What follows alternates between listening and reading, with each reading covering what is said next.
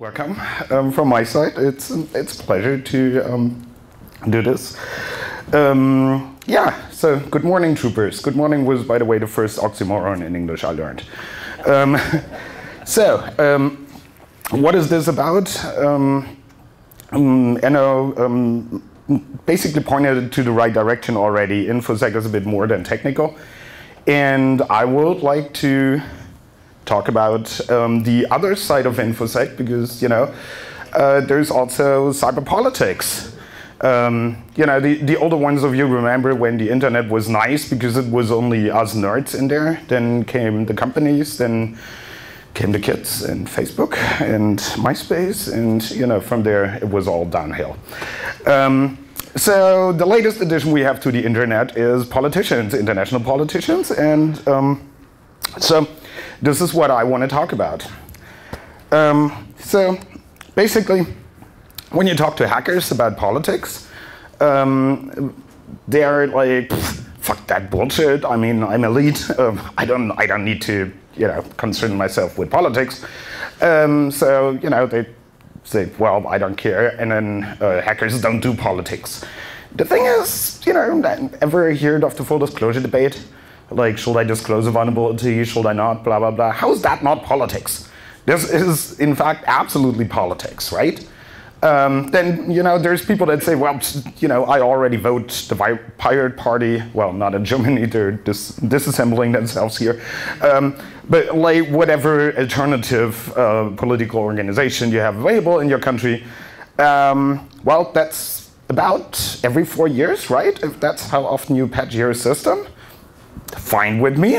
I like having root shells on your system. Then, you know, like, why would I talk to politicians? Because they're all corrupt and stuff. Well, yes, so that still doesn't mean you have to let them run your life. Then some people go like, yeah, can we talk about exploits already? In fact, we are. And, well, last but not least, people say, well, politics is only for old fat farts. Guess why I'm standing here. See, there's a benefit in this. Like, people take you serious when you talk politics.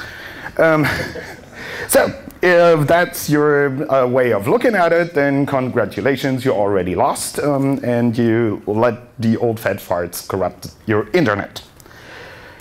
Now, let's not do that, right? Let's get around this and consider the following. You know, reality. Reality is where this pizza guy comes from, right? When you sit in front of your computer and you write an exploit and then it like ring ring and you open the door and bing, there's pizza. Where he comes from, that's reality. Everything else is in your computer, right? So we actually need to like, care about reality a little bit. So what is this cyber politics thing that I'm talking about? The thing is, you know, politics comes from the Greek word politikos, and that means of, for, or relating to citizens. Now, big surprise, although you might not smell like one, you're one of them. We're all citizens, right? That's all of us. Well, never mind the about 12 million people that currently don't have a citizenship in this world. Minor details, you know, measuring issue.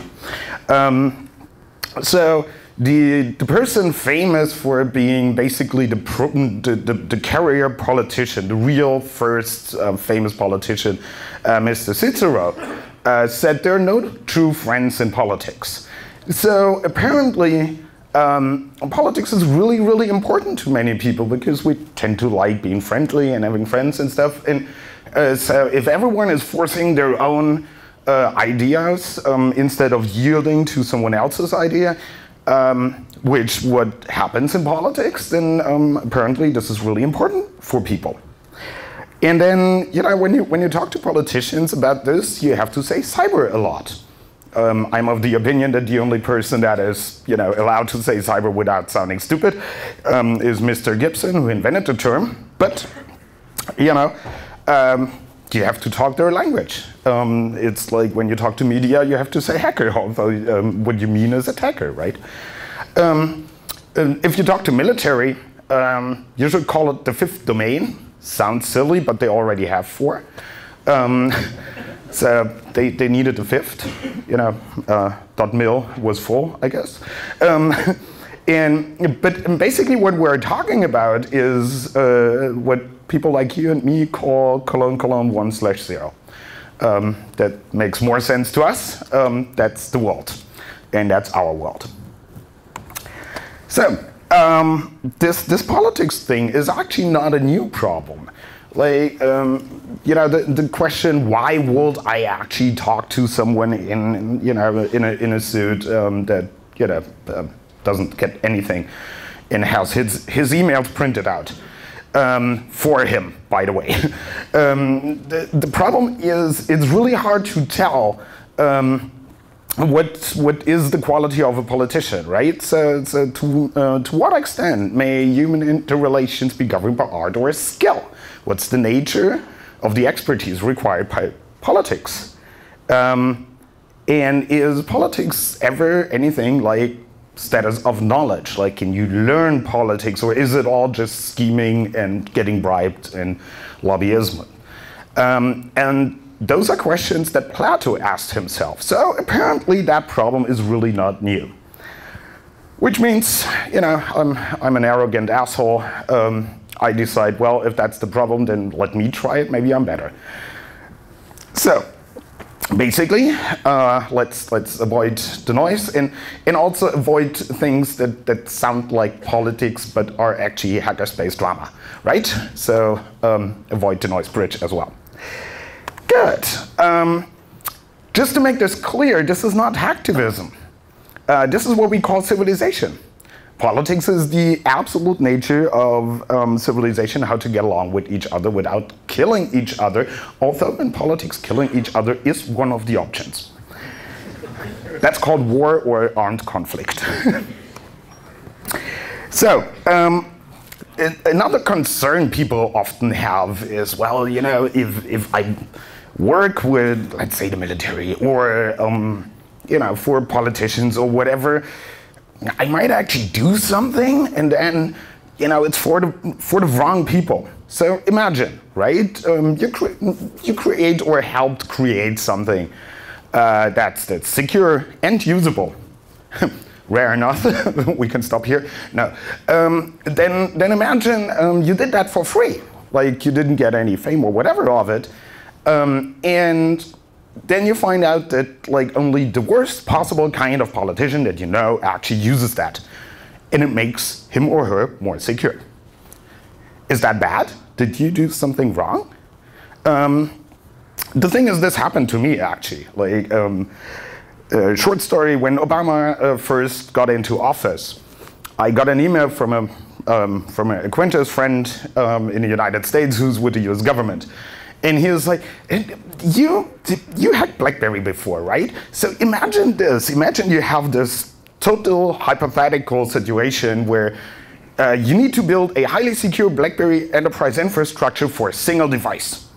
And I write him this long email how you could possibly do that. And then 2 weeks later, in the newspaper, it says, hey, Obama gets to keep his BlackBerry.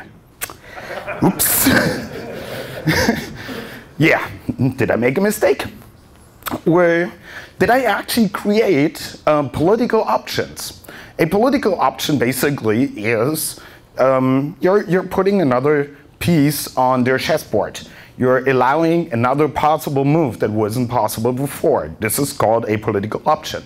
Those options actually turn into policy quite quickly. So, you know, the policy in this case being, okay, the guy can keep a BlackBerry, and other people can also run BlackBerry if they want. So basically, the big inventors on the defensive side in our society, in our hacker society, Spanner and the PAX team, for example, are basically the Johannes Keplers of computer security. They allow those options to take place. There's others that like to portray themselves as the Galileo Galilei, because every time they want to cross a border, you know, they have to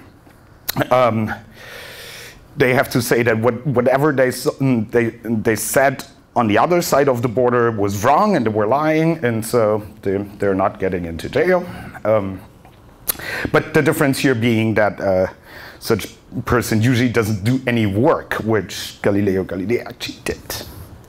So, speaking of interesting people, when it comes to the political questions of hacking, there's also ethical questions. The problem is, the more a person lectures you on ethics, the more likely it is that that person doesn't give a shit when it comes to his or her own actions, right? So you might have seen this in other politics stories, or let's say in the high society or whatever.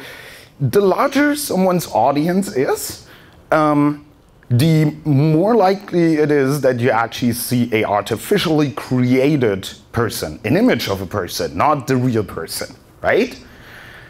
It's also, the larger the audience, the more people believe that image, the more likely it is that that person thinks it can do whatever it wants, right? So the more reckless this person actually acts.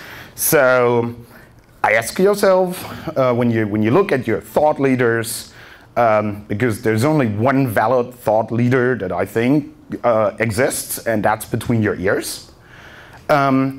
If you look at your other thought leaders, you should see, like, do they actually just repeat things that you already thought you know? Your own points of view, are they affirming your points of view? So if, very common quotes from certain blogs, this agency must be closed immediately, or, those people need to go to jail, or, this party is unvotable for. Notice something, they're all negative. Like, you iterate through them 5 times and you don't have a government in any parties anymore? Well, that's probably not the way to fix it, right? So what I'm trying to say here is there are many, many aspects to consider. Other people's options are really not one of them. Give less fucks about what other people tell you to think, right? Now, on the subject of give less fucks. Cheers.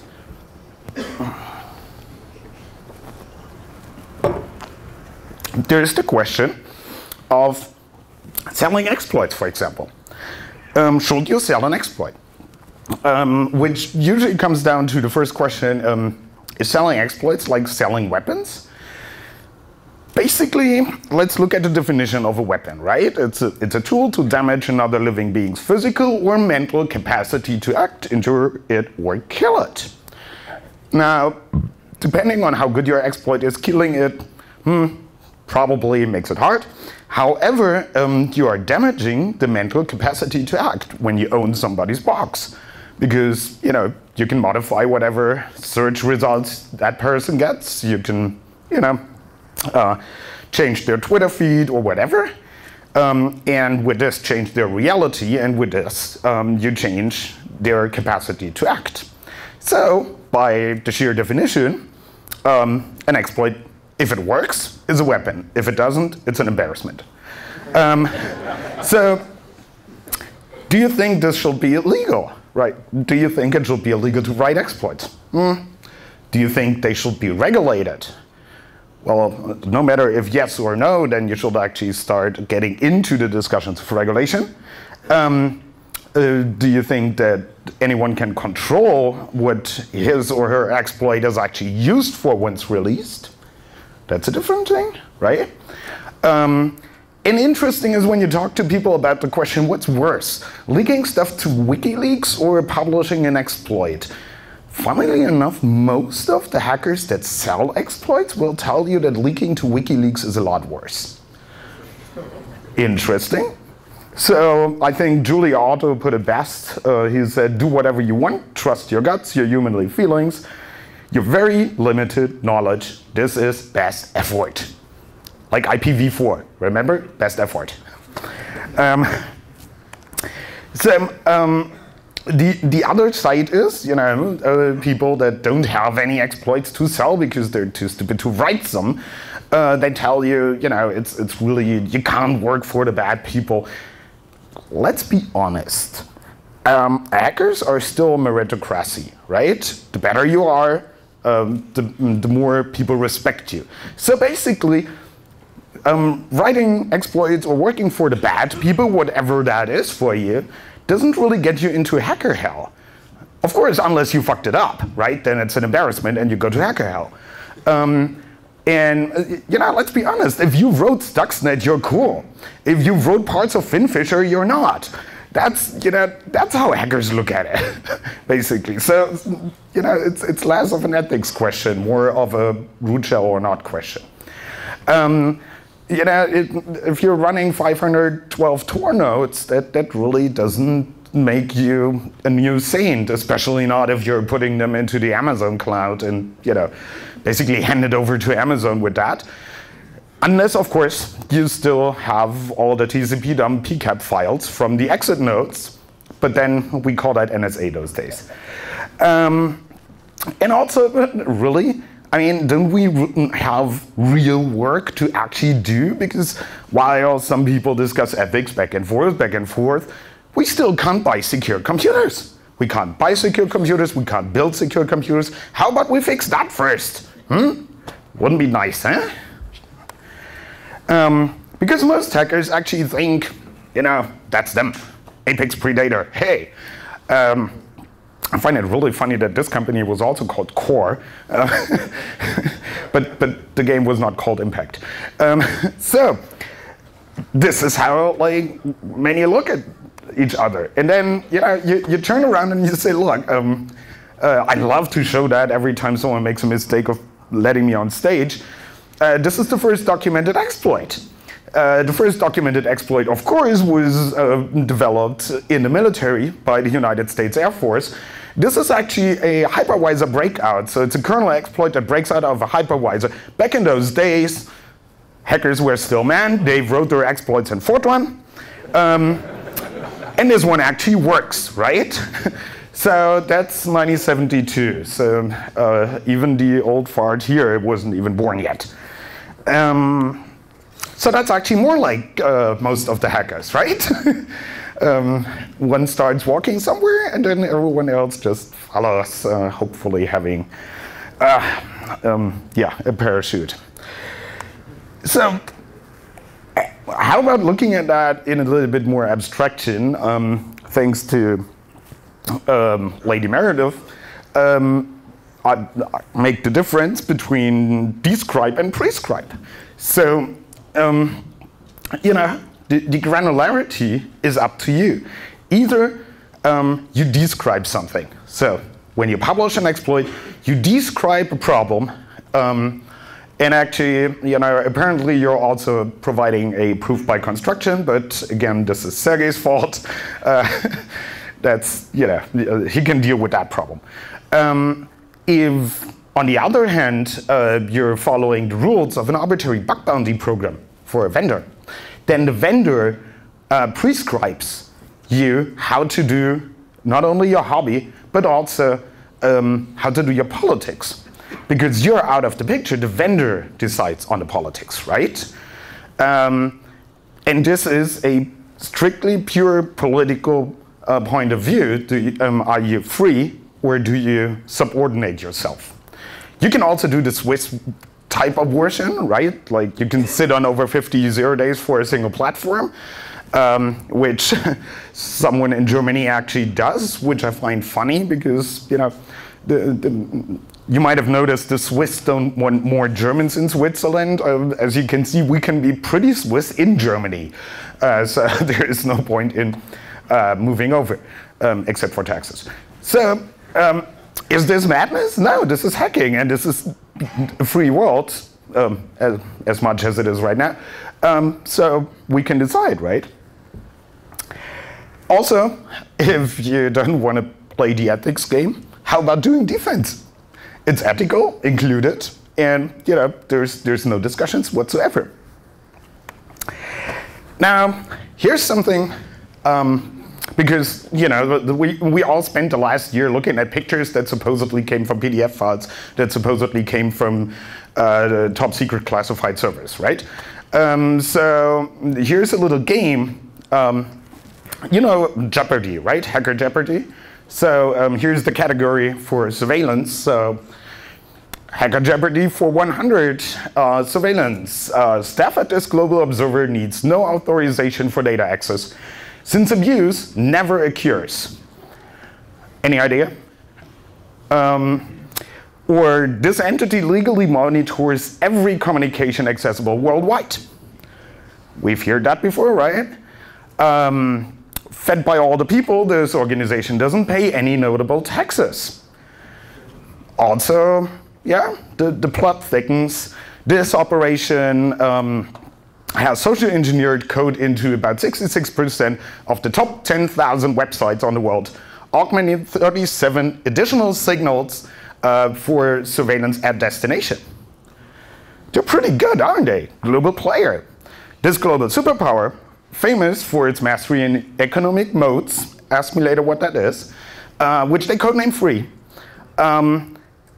is actually defends it far upstream and at the same time enriching its own resources.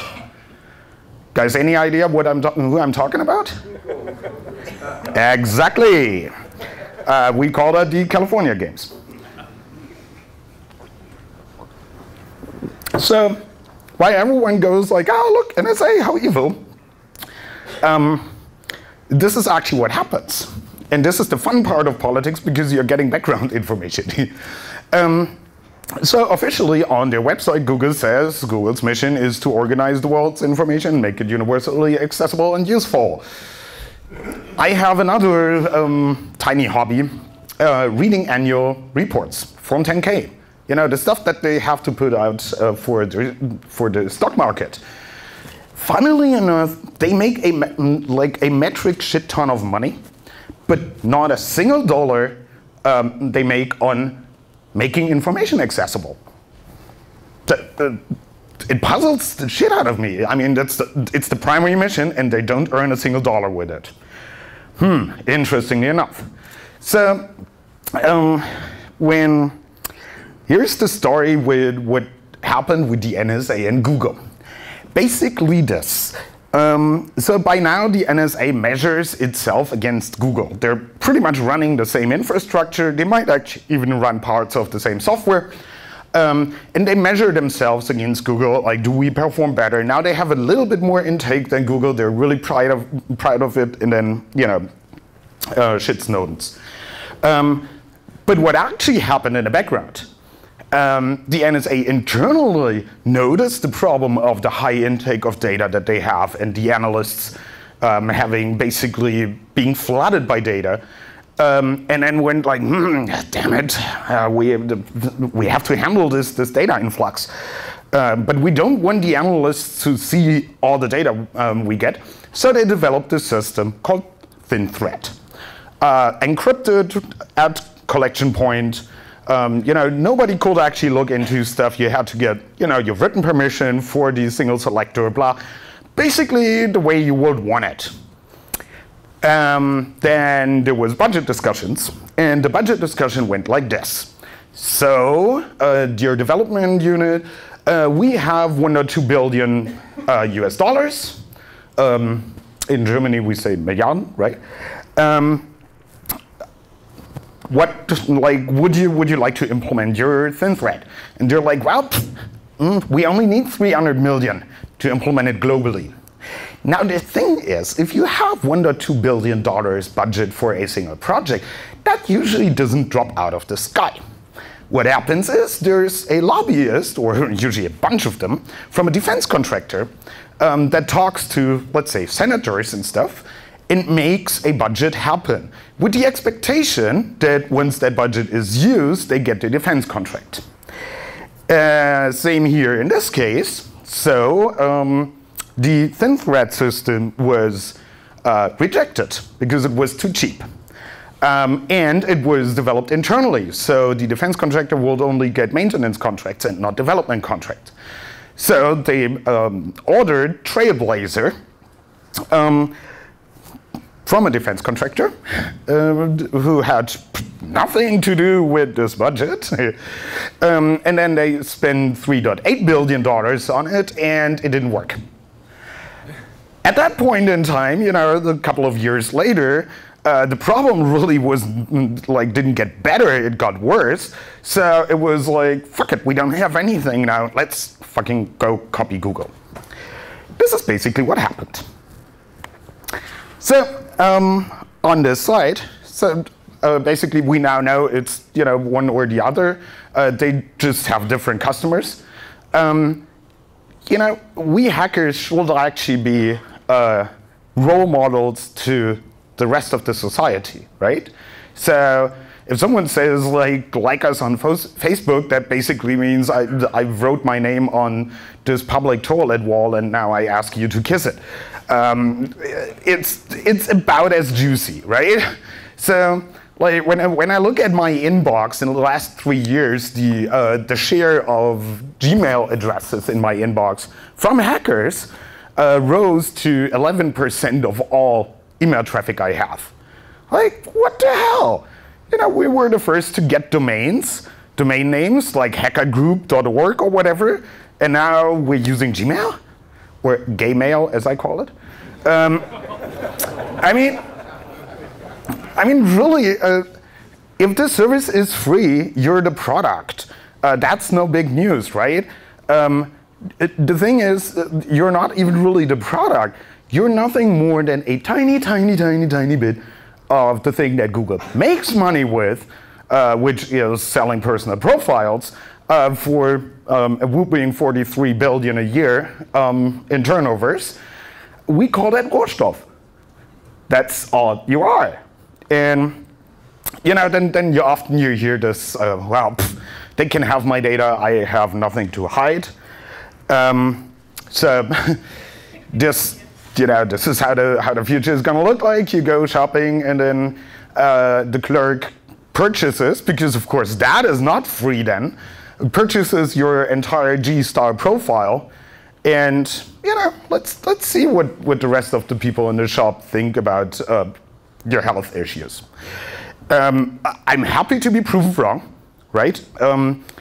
If you want to prove that you have nothing to hide, you're welcome to come up stage here, naked, bring your tax declaration and your bank account printouts. Anyone? That is nothing to hide, right? You know, some people, like in Germany, we now know why this is fairly uncommon, because, you know, even soccer club managers occasionally have things to hide. So, in case you think, well, I need to use Gmail because that's where email happens, let me explain how email works to you, okay? Just, you know, the way we do that in the old world, right? We have a command line, and we telnet to a mail server, port 25. And then we say who we are, who we want to talk to, what the subject is. Then there's content, which is none of your fucking business. And not because I have something to hide, but because it's none of your business. And then you terminate with a single dot, and you're good. This is all you need, right? Good. Also, PGP motherfuckers. How about using what we already invented? This is a graph over my one of my personal key rings that like it counts the keys in which year they were generated. See that drop? That's MySpace and Facebook. Idiots. Just because it's HTTPS doesn't mean it's end-to-end encrypted. Hello? Could you please download PGP and get it to work? Yes, it also works on Macintosh. Thank you. Yeah. I mean, from the same department of I have nothing to hide, it's like, oh my God, like nobody wants to, you know, the NSA reads my data on Google and Facebook, because Google and Facebook are not built to read your data, right? Why would the NSA? Look, I prefer the NSA to run their own infrastructure, because what happens if they're disallowed to do that? What happens is they go to Google and Facebook and buy the profiles. The thing is, that is impossible to regulate, because that is a completely different budget. That's the budget for informers. So they can walk up to Google, buy the profile, and no regulator can prevent them from doing that. If they run their own infrastructure, we can at least look at what the shit they're doing. Also, some people say, well, I have this little device with a piece of fruit on it. This is my iPony, right? This is very, very secure because in the App Store, everything is validated and the NSA can't do anything. Yes.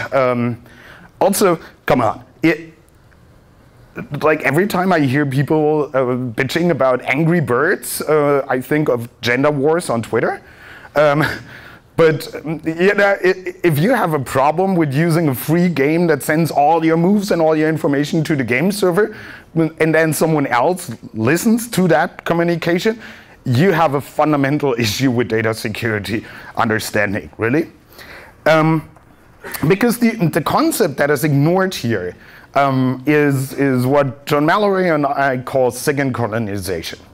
Basically, what you do is you help a company, or you even just accept this company to amass control somewhere globally, right? So you want global control over devices, over control points, over email, and that ultimately is control over people, right?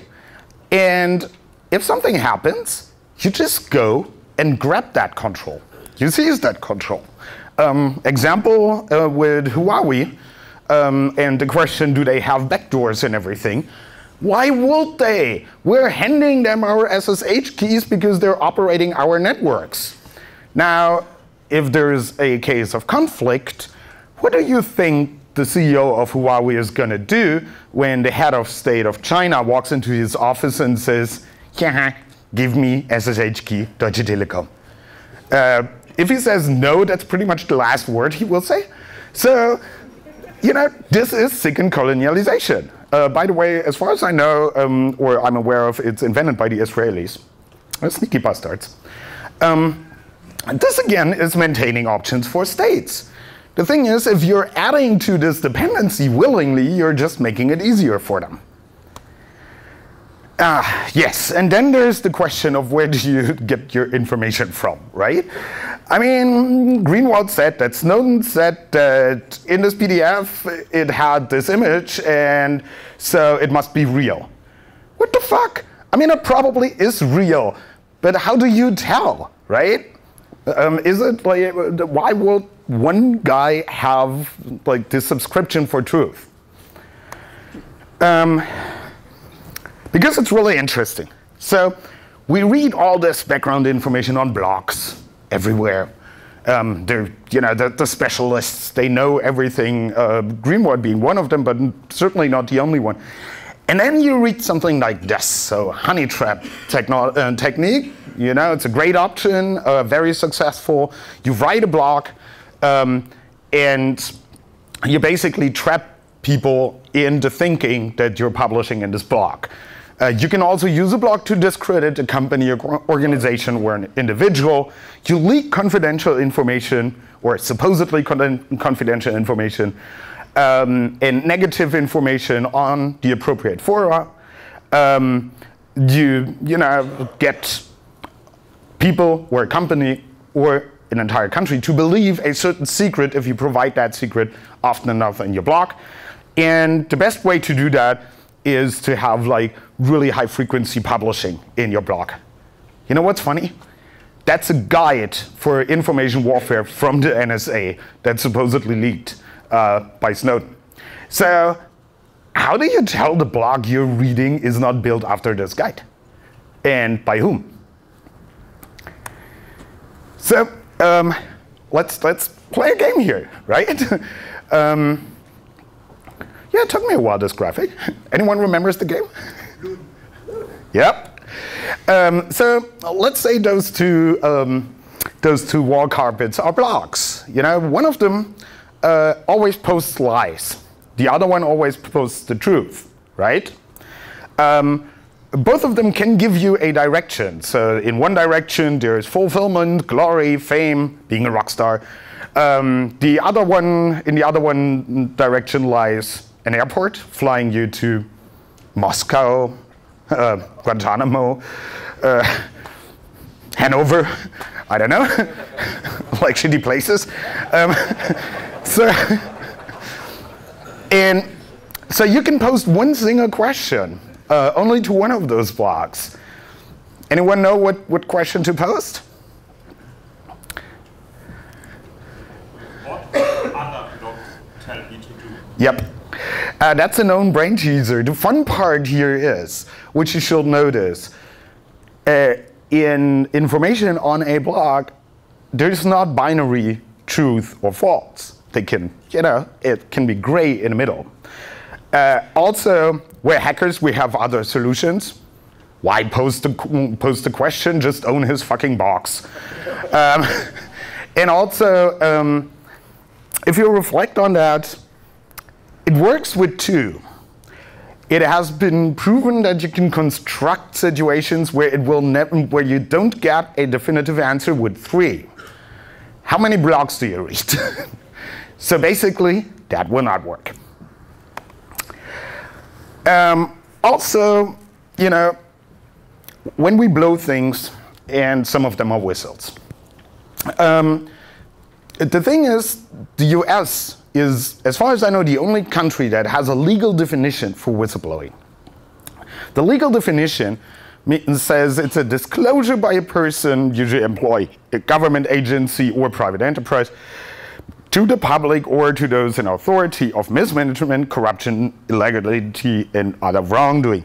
Basically, what the thing you're disclosing, the thing you're blowing the whistle on, has to be is illegal. It doesn't matter if you like it or not, it has to be illegal. Now, recent calls to action, which we often hear on hacker conferences or religious gatherings in Hamburg, basically use a different measurement. The different measure is on idealistic grounds. The problem with that is belief models are really easy to influence because they're fairly fragile. You know, you can easily change a belief model of another person. Depends on the person. I'm more like a brick hat. It takes longer with me. But you can do that. So if law is not the differentiator between whistleblowing and betrayal, what is? Because, you know, ultimately, we're talking about a world of trust. We're throwing away the idea of humans trusting humans in order to have more whistleblowing. Is that a good idea? I don't think so. What I think happened here is people got their game theory books and looked at the first page and found the prisoner's dilemma, right? Everyone familiar with that? So, you know, you have two people that are basically interrogated at the same time. You can either say nothing, or you can, you know, defect and basically blame everything on the other and stuff like that. And they can't communicate with each other. So in this prisoner's dilemma, the optimal strategy, and that has been shown, is to defect, basically blame everything on the other one. The thing is, this is a one-time event. In what we're discussing here with whistleblowing in general, it's an iterated prisoner's dilemma. So you're repeatedly playing that game, and you remember what happened the last time. So in IPD, the winning strategy is actually tit for tat. So if he defected on you the last time, then you defect on him this time, and so on and so forth, right? And it has been shown that the factors of a good strategy in IPD are nice, retaliating, forgiving, and non-envious, which really doesn't match up with what some people are trying to tell you how to treat other people's secrecy or vows for when you said you're not gonna betray that person, and you do. So while we play ethics games and whistleblowing in the shadows of Mordor, the Bundesdruckerei travels around the world and tries to sell every government all-encompassing mandatory identification also online. Basically what you should imagine is you take your German EPA, like your ID card, and when you power on your DSL router, you have to go bits, otherwise you don't get an IP address, right? Because that solves, when for a police person, that solves all issues, because now every IP address has a name to it, and you can sue IP addresses or arrest IP addresses, or well, the US likes to nuke IP addresses. That's coming. That's what they want. And this overlooks the fact that not every country in the world is a democratic country. Even in a democratic country, I don't like the idea. But there's other countries in this world that get things X509 signed, which basically your ID card is the same thing, right? There's other countries that get everything signed. They walk up to their CA and go like, sign, and then they get it signed. And they can do that because in the background there's lots of oil.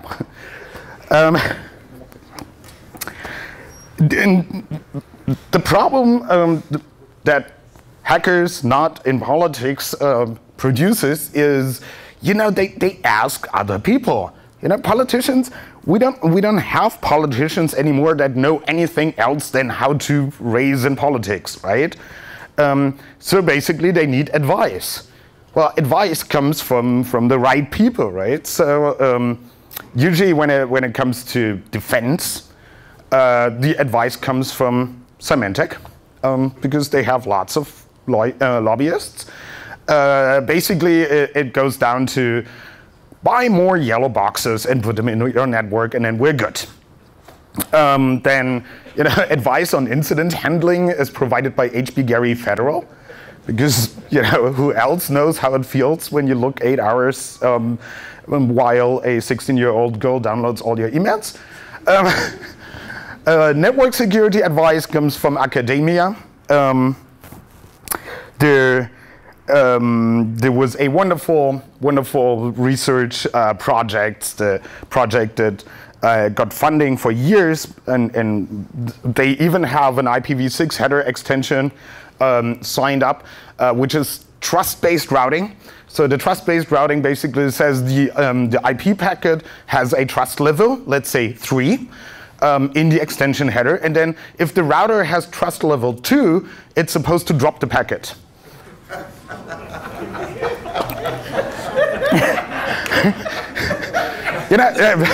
You take a postcard and you write on this postcard, "This is secret, don't read me," and then you send it. So this is actually funded and fully published research. Look it up. Unfortunately, it is from Germany. Yeah, you wonder if the people actually read the fucking research proposals that they give money to.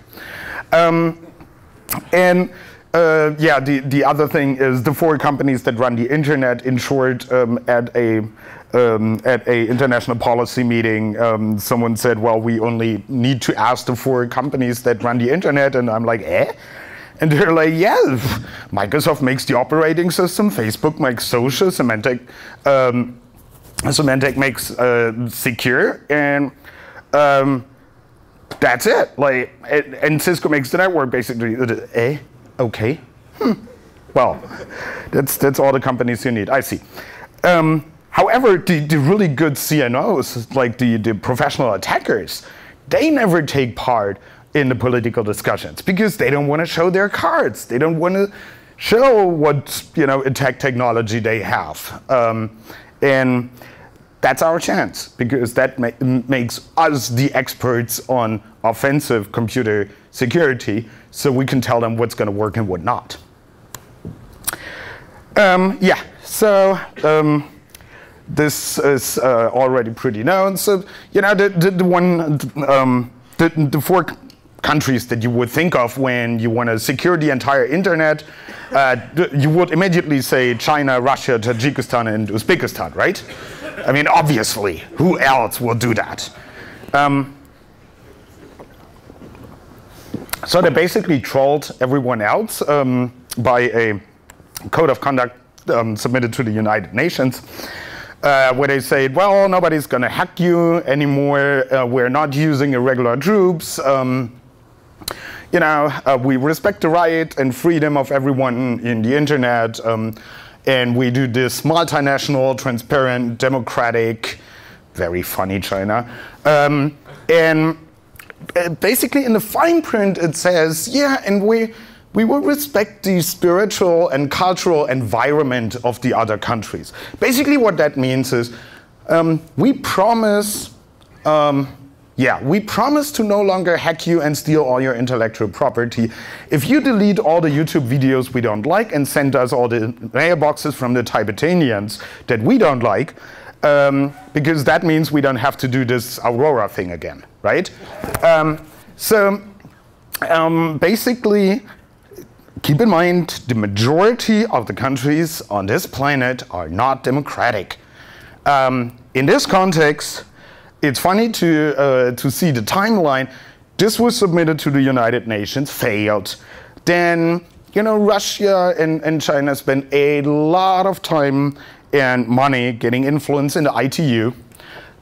Then there was big voting in at Prince of Persia in Abu Dhabi about the ITU taking over ICANN's responsibilities. That failed because the Prince of Persia showed his cards. And well, then half a year later, in Hong Kong, there's a guy on video that has a lot of stuff on USB sticks. Kind of interesting timeline. Now what happens now? Well, now the US Department of Commerce drops support for the ICANN. Now the ICANN, basically the Internet Domain Name System, is up for grabs. Watch this space. This is going to be important.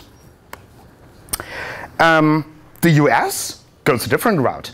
The US all the time had this policy, we don't care about cyber war. If someone hacks us, we nuke the IP address. Gone. If it was a proxy, bad for the proxy. Now, recently, like the middle of 2013, they changed course completely and said, well, let's do that. Let's make it arms control. Which is really interesting because you know, the lobbyists that pushed that forward came from the IT industry. Basically, what they're trying to regulate internationally is full disclosure. Now, why will the IT industry want that? Well, it costs a shitload of money to fix the bugs, especially if you have lots of them. Oracle, anyone? Now, on the other hand, if there is no full disclosure, you don't have to fix the bugs. And it's good for your country's industry because they're not wasting so many man-hours patching their damn systems. So the fallout, obviously, is, you know, when you cross the border, is that weapons of mass destruction on in your pants, or, you know, just Metasploit. So I talked about this last year. You know what? Cassandra complexes, even hackers can have some. In this case, it was mine because, you know, what scrolls around end of 2013, the WASSENAAR agreement update. The WASSENAAR agreement is, guess what? The list of things that are internationally arms controlled. So things you can't happily trade around the world. And in the dual use section, the section of shit you can get, you know, drone bombed for, or it is fine to have, depending on the case, we suddenly have intrusion software, which is software especially designed or modified to avoid detection by monitoring tools.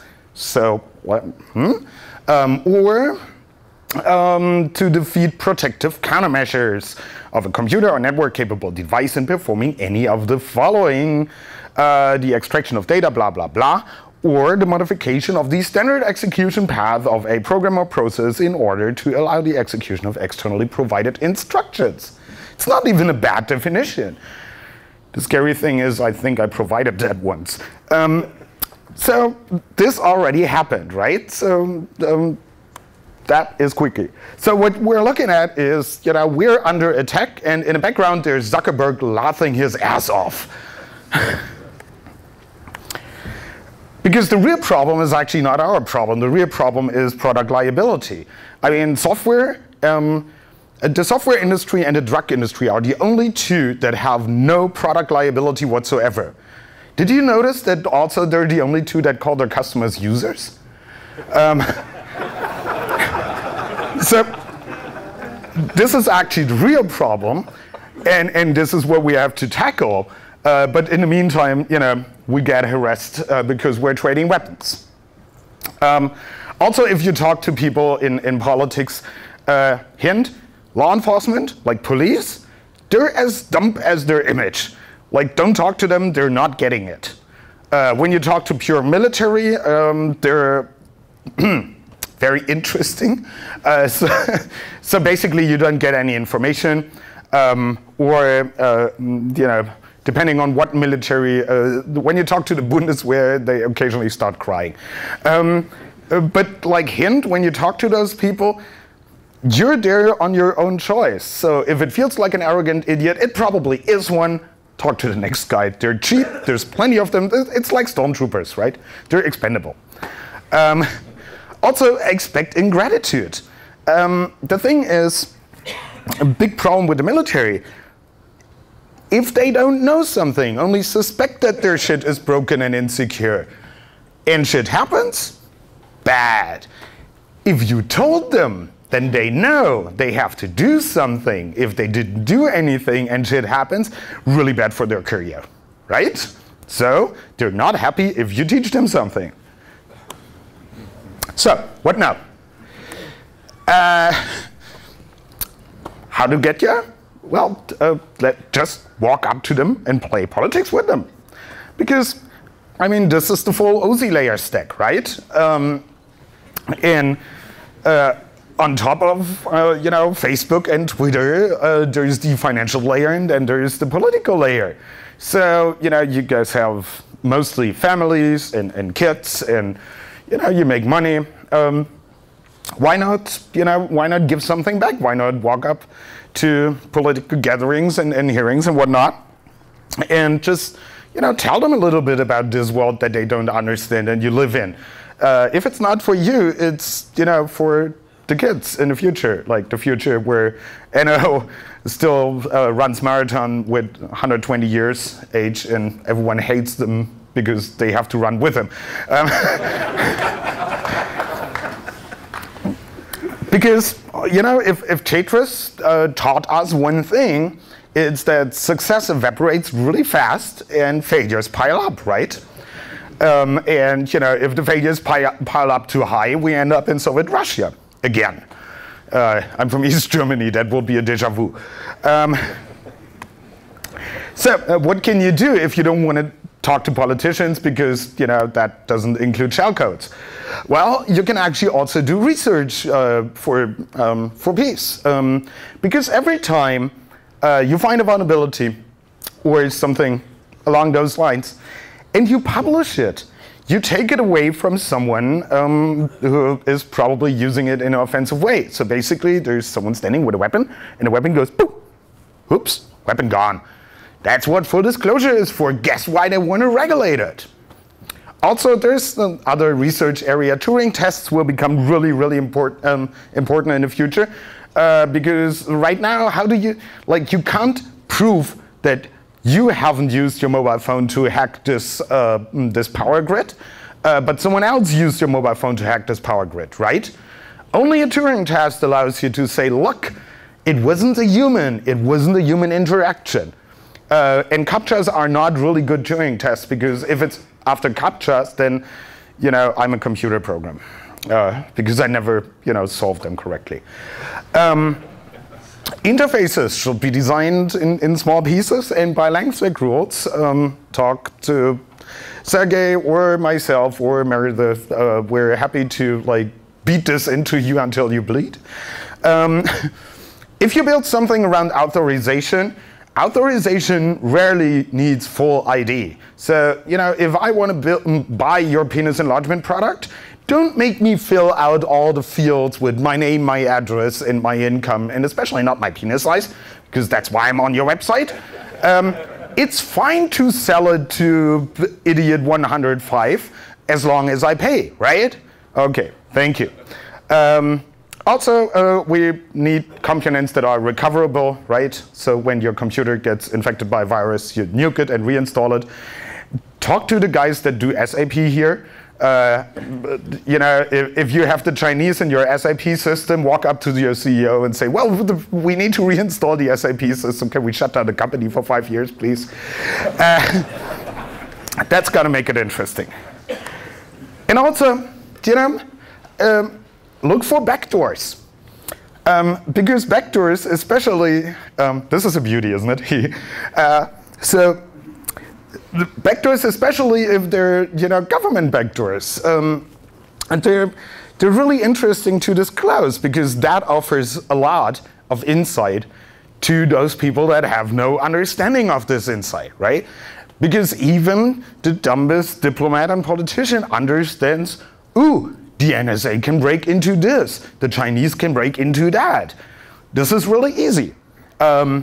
And yeah, if you want a really cheap start, Siemens equipment, maybe. They have more backdoors than regular accounts. Also, while making this graphic, I noticed that this is actually hacking. Have you seen that? Like push pop GIF. This is when you use an exploit, right? Open close look is fuzzing. Walk to pick up what is hardware hacking. If you develop the exploit until it works, use, turn off, turn on again, use again. And if that is all successful, you talk and travel to troopers. So basically, Winston Churchill said, politics is almost as exciting as war and quite as dangerous. In war, you can get killed once, but in politics, many times. Notice something? It's Counter-Strike. You just, if you failed, you click again, you respawn, you do it again. It's something we're really good at. Democracy is supposedly the worst form of government, except for all the other we tried from time to time. Yep, we know that. And, well, as I said, give less fucks about what speechless people say about you. So the quick start guide basically is don't take contracts, because that would make you a lobbyist. And as Mario Heidrich described my hobby to me, it's like the hobbyist is the nemesis of the lobbyist. They really fucking hate it when they can't bribe someone, so you shut the fuck up. No party, ministry, agency, or government entity is a religious sect. So basically, you can talk to anyone. They're not going to stone you. You might get stoned with some people, let's say, from the Green Party, but that's a different thing. Talk to anyone who approaches you, because you know what? The lobbyists get paid for that. If they walk up to you, even better. And then there's Conway's Law. In every organization, there will always be one person who knows what is going on. This person must be fired. Well, you don't care about the firing, but find this person. Trust me, even the military has such people. So basically, to sum this up, give me the power to change whatever I can. Give me the patience to accept whether I can, whether I cannot change, and give me the wisdom to recognize which is which. Oh fuck, this is on us, otherwise they take away our internet. Thank you very much. I hope I'm somewhat in time. Thank you.